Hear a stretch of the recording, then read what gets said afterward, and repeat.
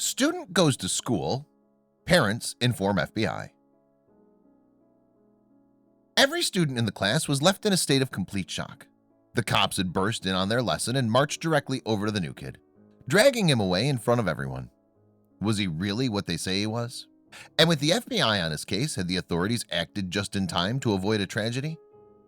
Asher Potts was an honor student at Harrisburg High School, Pennsylvania, with big dreams to attend a top college and eventually move on to a career in aerospace engineering. The aspiring pilot had a promising future, which was particularly impressive considering his troubled background in the foster care system. But Asher harbored a dark secret, and it was about to be laid bare.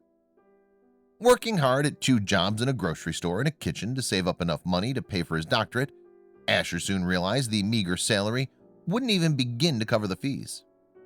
Desperate to achieve his dreams, he started to look at some shadier options. But this was just the beginning of a deep rabbit hole of deception that would reach all the way to the FBI. Before he could concoct a scheme to secure his future, Asher had bigger problems at home. According to the ambitious student, life had become unbearable with his adoptive parents, Stephanie and Mike Potts, who had apparently become abusive.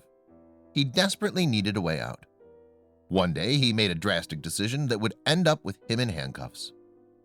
On top of 2 grueling jobs and schoolwork, Asher complained of being treated like a house servant at home. "Everything they ask of me, I could not tell them no," he said of the family that took him in. After packing a bag and making a quick exit, the aspiring college graduate headed to a local shelter. Curled up in his bunk at rock bottom, Asher received an intriguing call. Asher's friend from school called to offer a lifeline. The boy's parents had agreed to help get Asher out of the shelter and let him stay with them. It was a very impressive young man. He was respectful and intelligent and seemed to have a plan for his life, remarked Waldine McClintock. But the father's positive impression of Asher was about to be flipped on its head. Just as things seemed to be going great for Asher, he'd been accepted into a school military program and prestigious flight school, he discovered that his adoptive parents had alerted the authorities to what was going on. Asher knew he wouldn't be able to stay with his friend for long, but he was desperate not to go back to his foster parents. He vowed to do whatever it takes. "My understanding is his motives were pure," said Asher's lawyer, Adam Klein. And given his time at Harrisburg High School, no one had a complaint about him. By all accounts, he was an excellent student, added Dauphin County District Attorney Ed Marsico. He was involved in the community. He was in the Reserve Officer Training Corps program. He did community service. But the reality was far more twisted.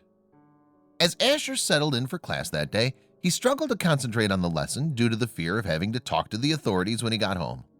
But when police officers barged into the room and forced him outside as his classmates looked on in horror, he realized they knew far more than he imagined.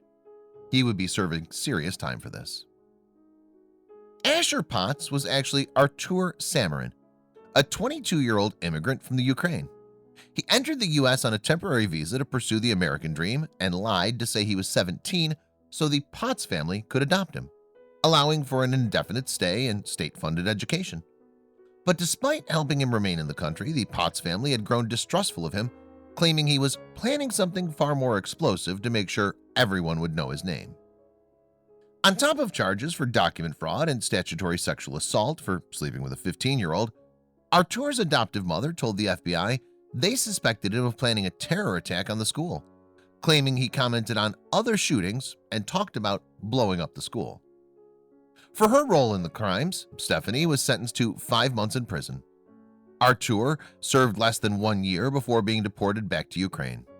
But the con artist hasn't given up.